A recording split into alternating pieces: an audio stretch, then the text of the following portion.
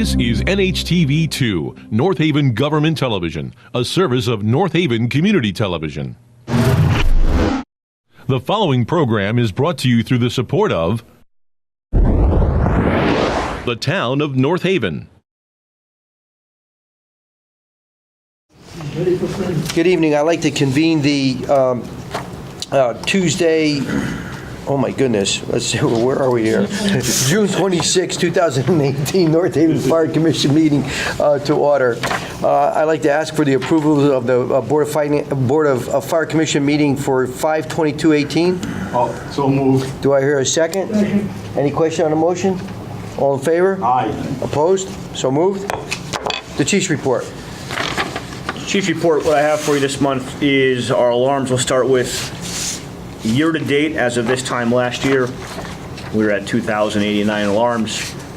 Year-to-date this time, this year is 2,251, an increase of 162 alarms.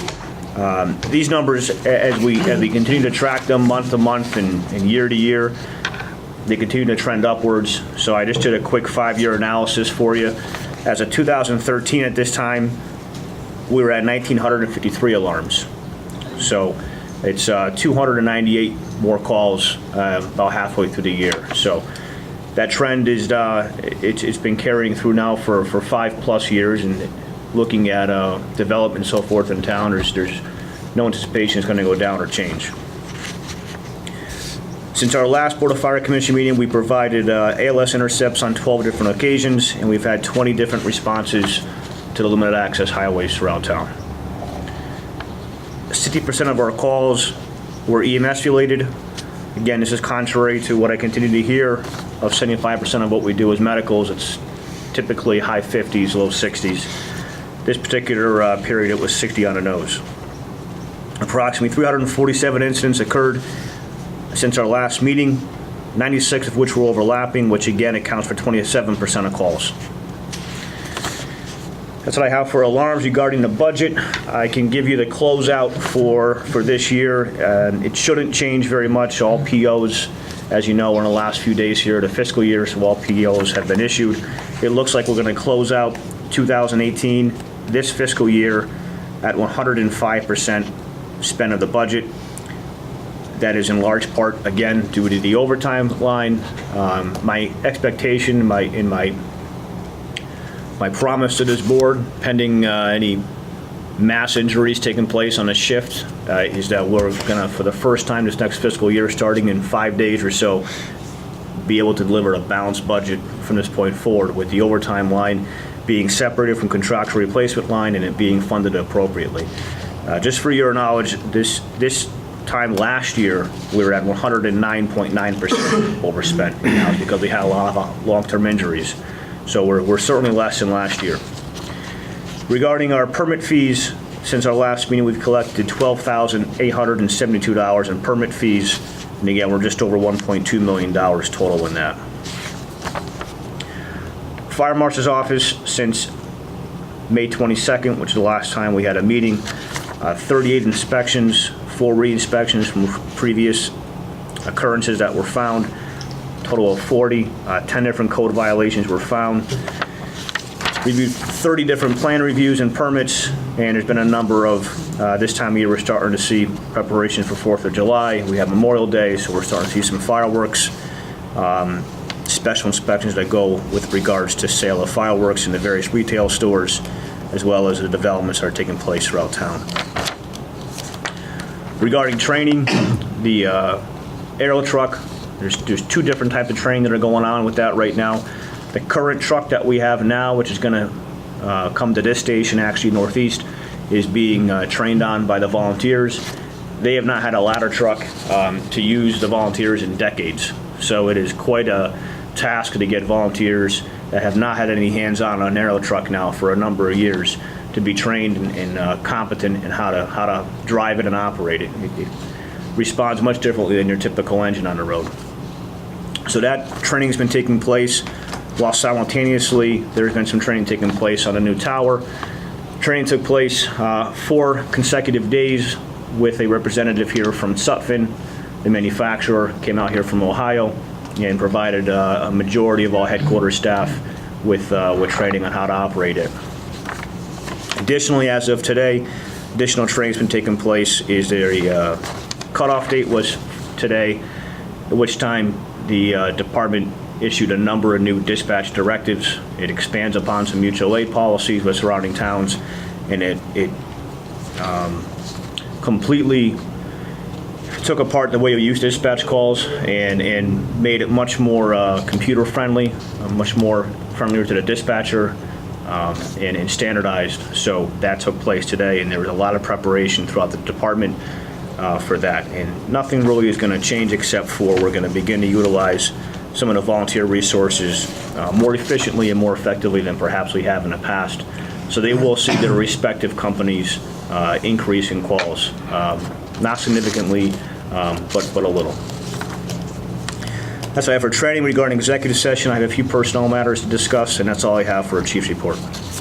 Any questions of the chief regarding his report? I'd like to inject something on the training. Sure. The past few years, the training has greatly increased, and you three chiefs are a great part of it, and you're to be congratulated. Sure. Thank you. You know, it's important you mention that, Commissioner. We started looking at some of the reports that we have to track for attendance to drills and so forth, and we look at every 6 months. So with June only a few days away from ending, it's coming up on a 6-month period, and we're seeing the volunteers training attendance skyrocketed, and they're showing up to drills every Wednesday night because they're engaged and are learning, and that's in large benefit, almost entirely in benefit to the reinstatement of the training chief that we took on about a year ago now. Chief, just one quick thing. Total number from the fire marshal, Yep. a little over $1 million, right? Yes. That's actually the cost of 10 firefighters. Good job. Sure. Any other questions of the chief regarding his report? Hearing none, I'll accept a motion to accept. So moved. Do I hear any objections? All in favor? Aye. So moved. Correspondence. Any correspondence, chief? Other than the routine day-to-day correspondence, I have one. It's related to looks like a child who met a firefighter related to the storm. Car was destroyed by a tree, and it's just the family went to the shelter in the high school during the tornado, which we opened and so forth, and it's a thank you card expressing their thanks. Any commissioners receive any verbal or written communications? I certainly received a number of compliments regarding our fire department during the storm. Certainly between our paid and volunteer department, we were out there providing services, and residents were very appreciative. I know that they wanted to express their thanks to the department for going above and beyond during their time of need, especially, and it happened to be the folks that I spoke to were up Hartford Turnpike, Blue Hills, up in that area, that really got hammered pretty hard. So I just want to pass that along. Discussion of unfinished business for the department. I have 2 items listed on your agenda. The first is the ladder truck arrival. I'm going to have to start getting used to saying tower. It's actually, we're going to refer to it as a tower. It's due to be in service within the week. Again, our career members were trained on it. It was then sent back to the vendor where we have all the equipment installed, where it's supposed to be. Our membership is having a lot of input on that. We had the privilege of having it displayed at the New England Fire Chiefs Convention this past weekend, where it was showcased for the New England states and received a lot of positive feedback. Again, I can't say enough about the members that have taken on such a lead role in designing this apparatus and building it from the smallest of bolts to its finished product today. They've put in so much time of their own time, which is really shown because the morale's through the roof. Everybody's excited about it, and there's really been so much input on it that the membership is really embracing this. It is a change to our operations. It's a little bit different of an aero truck than what we have now. It serves the same general purpose, but tactically it does provide some different advantages, which was by design with a second ladder truck in town. at least for the foreseeable future, it's you want to have a diversification of aerial trucks. You don't want two of the exact same thing. So that was by design. But again, thank you to the membership, and you'll see that in service again within a week. The second item on your agenda is the EMS billing. I continue to just discuss this, as I know that some people are watching it closely. As of mid-June, there was $88,407 in outstanding bills that we were waiting to collect, and as of that same time, we had collected $14,058. The important thing to remember with this is we did not start billing until November. We had to basically build a company from the ground up. You can't start billing insurance companies and so forth without a lot of legal paperwork in place that takes several months to develop and finalize. And we do expect our billing continues. That $88,000 will continue to grow, and the $14,000 collected will continue to grow. We're seeing now large sums of billing coming through for us because we're catching up. So our company that's taking care of the billing has assured us this is the normal course when you start doing events like this, and we fully expect our projections, our revenue projections, to be matched. That's all I have for unfinished business.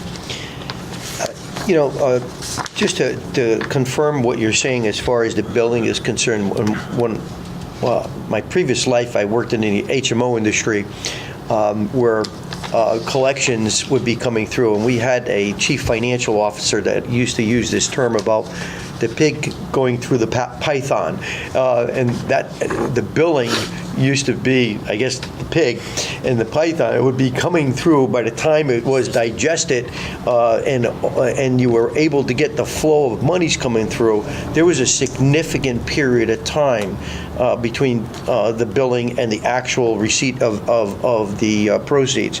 So I think in any operation such as this, that's very normal operating practices. So I'm not surprised, and I don't think any of us are surprised as to the amount of time that it's taken for it to come through.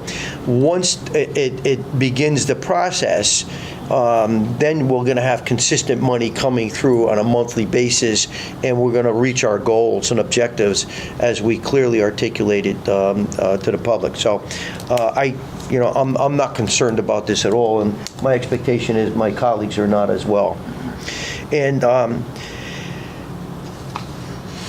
anyway, that's that as far as that's concerned. Any other questions of the chief regarding unfinished business? New business of the department. New business, you have a handout before you. We need to confirm the meeting dates for 2019. I would looking for a motion to accept those dates as printed. Well, I'll make a motion, we accept the dates as printed on the ledger. Do I hear a second? Second. Any question on the motion? All in favor? Aye. Aye. Opposed? So moved. Well, the two items I have listed on your agenda is participated in a statewide disaster drill on June 20th. Every town in the state of Connecticut needs to conduct these drills in order to continue to receive EMPG funding, and that took place again on June 20th. The forecast that we played out during the course of the day with all town departments present in the temporary EOC was a hurricane similar to what New Hampshire and Vermont experienced about 3 years ago, where they had about 24 inches of rain come through in a short period of time. And that's the scenario we played out with a number of complexities the state continued to throw at us. The way those drills are designed is you start with a forecast, and it's forecasted out a week before the drill. You send it out to your appropriate town officials. You know that it's a drill. You begin to plan how you to respond to it. And as the day goes on, the state is sending out what they call injects to kind of throw another wrench into what's taking place. It could be the fact that the healthcare facility needs to be evacuated. This time around, there's a lot with IT in terms of, somebody comes in with a thumb drive into the EOC and puts it in, and suddenly everything has a virus. So, I mean, there was a number of different things that were thrown at us that we had to work our way through. And it's intended to be a learning lesson, and we learned a lot, and we're going to change a few things that won't necessarily be obvious, but be internal changes. The other thing I have is the FEMA disaster declaration. I continue to get emails, and a lot of residents are asking about this. It's just important to understand that we do not have a FEMA disaster declaration at this time. It still needs to be signed by the president, and that should be going to his desk within the next 2 to 3 weeks. We don't expect to hear a time frame on that until late July, early August. There was some misinformation out there, depending on the town that you refer to, that says that we have a FEMA declaration. It's not specific to the town, it'd be specific to the entire state, and that's done on a presidential level. So we continue to work with residents in town regarding their questions the best that we can. We're just encouraging everybody to document everything that they have for damage, particularly their invoices, and particularly if you're uninsured, because there's much more incentives available through FEMA.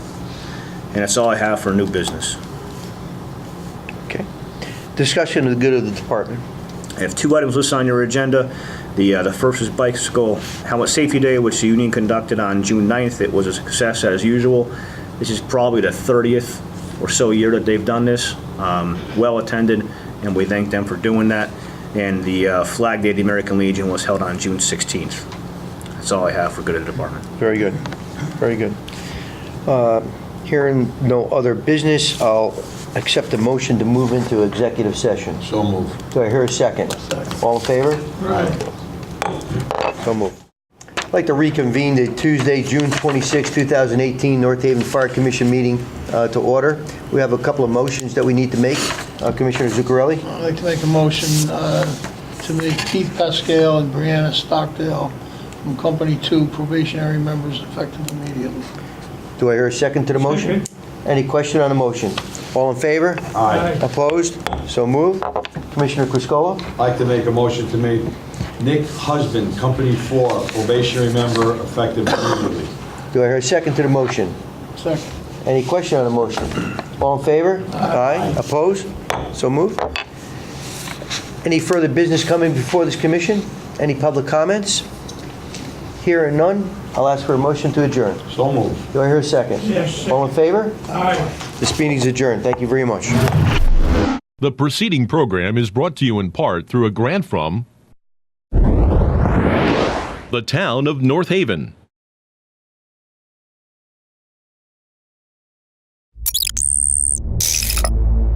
Watch town meetings or other videos on demand at nhtv.com.